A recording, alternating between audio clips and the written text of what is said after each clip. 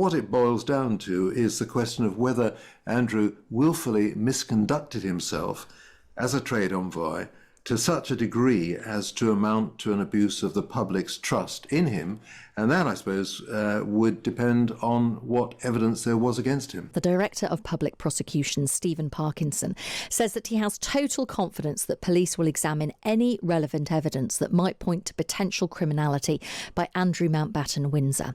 Officers at Thames Valley Police are examining claims that Andrew may have committed the offence of misconduct in public office by leaking confidential reports to Epstein after trips to Southeast Asia and Afghanistan during his time as a UK trade envoy. So what can we interpret from Stephen Parkinson's comments? And is it more difficult for law enforcement to go after a member of the royal family if they decide to do so? Let's speak to Joshua Rozenberg, KC. He's a lawyer and legal commentator. Morning to you, Joshua. Good morning, Claire. What do you make, first of all, of just the DPP saying that no one is above the law? Well, he's absolutely right. I mean, you can make an exception for Andrew Mountbatten-Windsor's brother, who has certain immunities as king, but generally speaking, royals have been convicted of criminal offences in various times, on various occasions, and the DPP is absolutely right to say that he will be treated like anybody else under investigation by the police. We know that the palace has talked about engaging in the process and supporting. In reality and in practice, what does that look like? That looks like getting a good criminal defence lawyer to advise Andrew Mountbatten-Windsor. That's what he needs. That obviously costs money. I don't know whether the palace is going to pay for it, but you can't really handle cases like this on your own. First of all, you need advice on how to handle investigations by the police. They might invite you in for an interview. Secondly, if there are to be charges, particularly if it's to be this common law offence, this judge-made offence of misconduct in public office, you need to know what the defences are that would be available to you. And talking about misconduct in public office, what sort of things does that, in real language, in real terms, what does that mean? Examples of what sort of behaviour? It's often used against police officers, against ministers, members of parliament, people who hold a public office. So the first question would be whether a trade envoy is a public office. I think it probably is, but that's something that the courts would have to establish. And then the question is whether he was acting in that public office, acting as such in the events that are under investigation. And then the question is whether he willfully neglected to perform his duty or willfully misconducted himself to such a degree as to amount to an abuse of the public's trust in the office holder, in him, without reasonable excuse or justification. Quite complicated because this is something that's been laid down by the courts over the centuries, but what it boils down to is the question of whether Andrew willfully misconducted himself as a trade envoy to such a degree as to amount to an abuse of the public's trust in him. And that, I suppose, would depend on what evidence there was against him.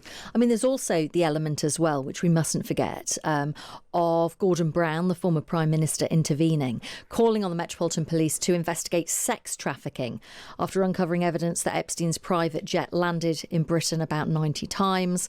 Also, detectives were told assessing claims that a woman was taken to Andrew's Royal Lodge mansion for sexual purposes in 2010. This is not going to be a quick investigation, presumably, because there are so many different strands. That's absolutely right. The DPP hasn't referred to sex trafficking. There is an offence, obviously, of that. That presumably applies to the person who brings people to somebody else for sexual purposes. That's what trafficking really means, rather than somebody who takes advantage, perhaps. But that's something that would need to be looked at in particular. But if we're talking about misconduct in public office, that's a very different matter. That, as I say, is a question of public trust.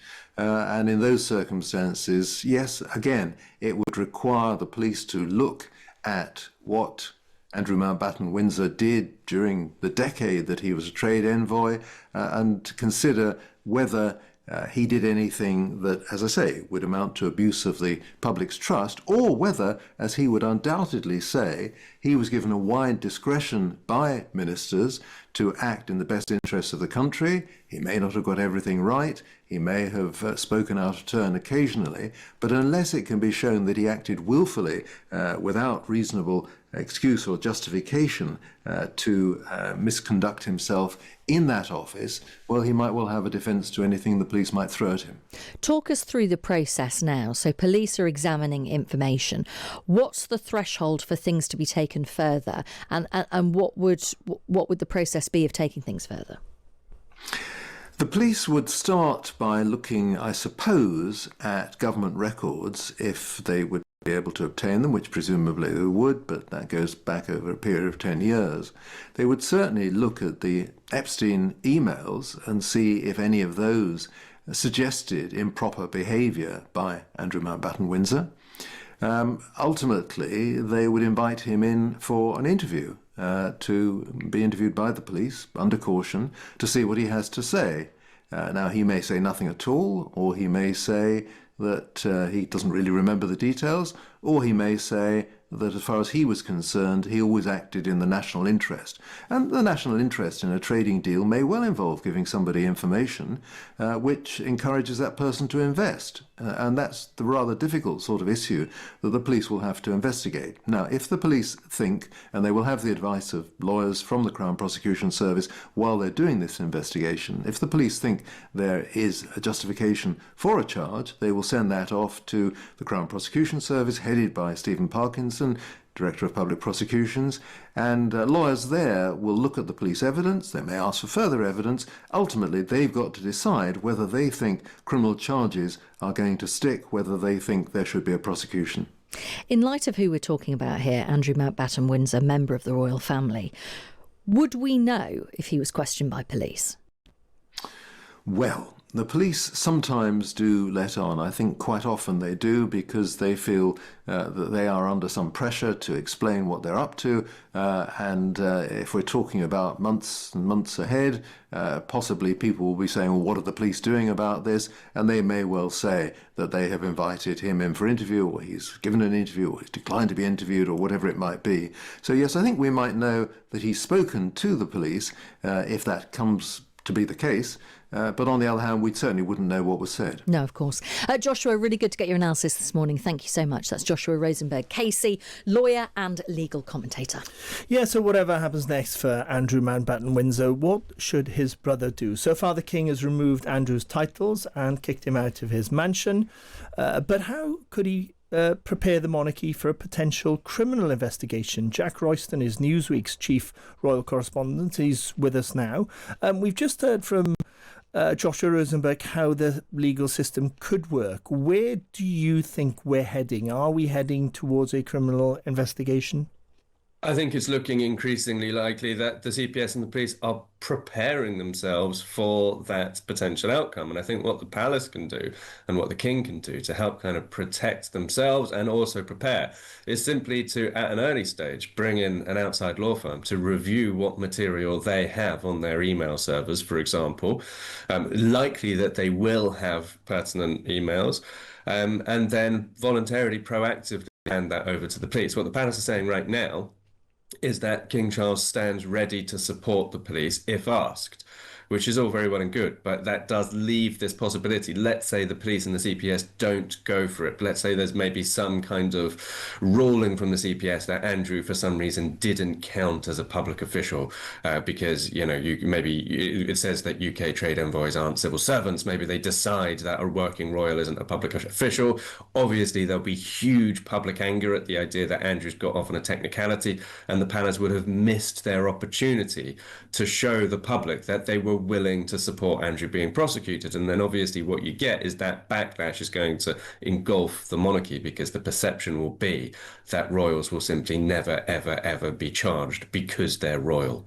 When you look at the dealings of the monarchy with government and with the main institutions of the state, a lot of the lot of the correspondence is kind of subtle, isn't it? It's a nudge or a wink or a nod or some sort of coded thing.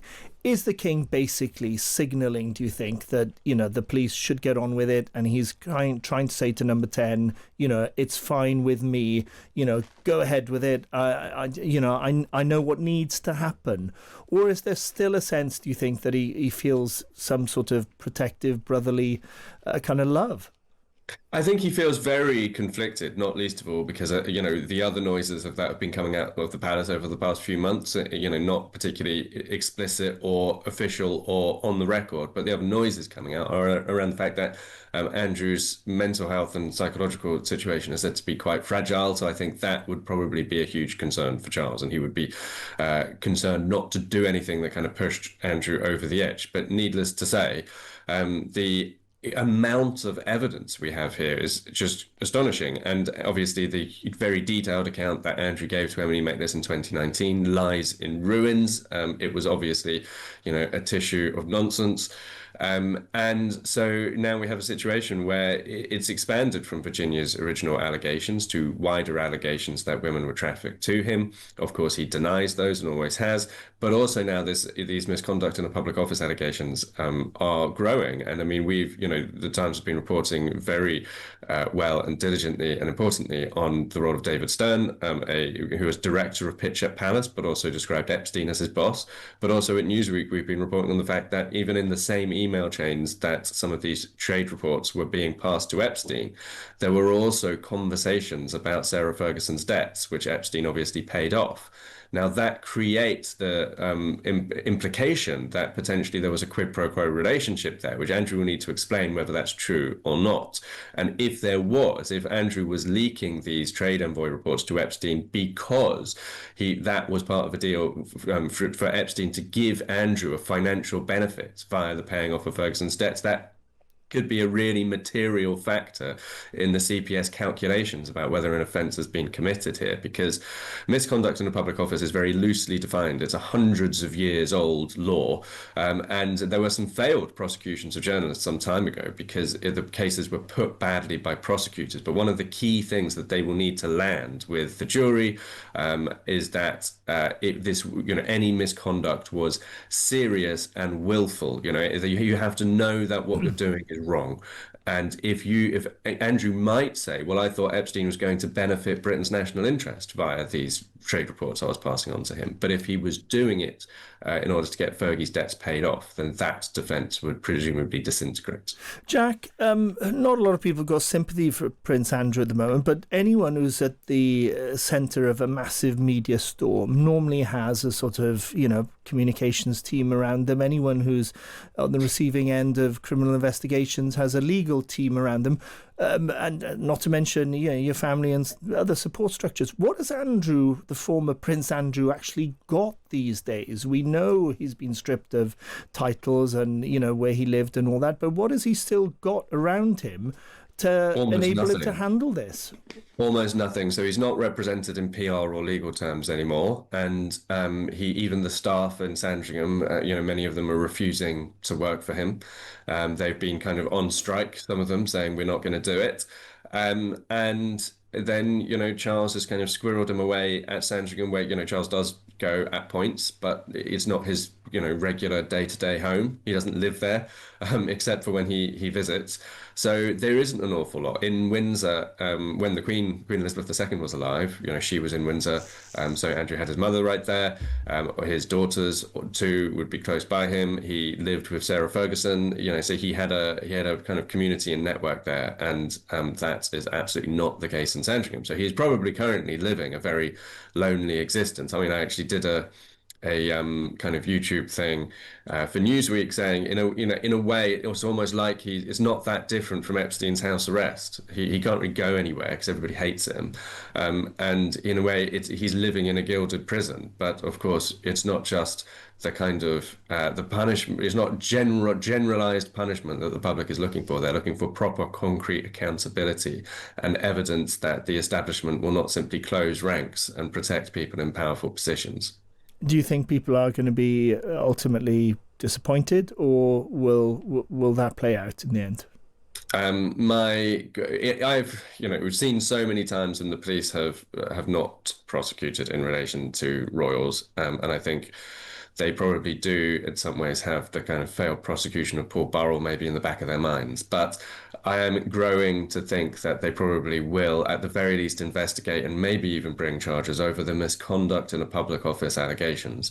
I also have a sinking, depressing feeling that they probably won't on the sex trafficking allegations, which partly, I think one of their sticking points with Virginia's allegations in the past may well have been, because the police said that when they interviewed Virginia originally, so best part 10 years ago now, they determined that no crime had been alleged under UK law, which is obviously quite a kind of shocking and depressing thing to say.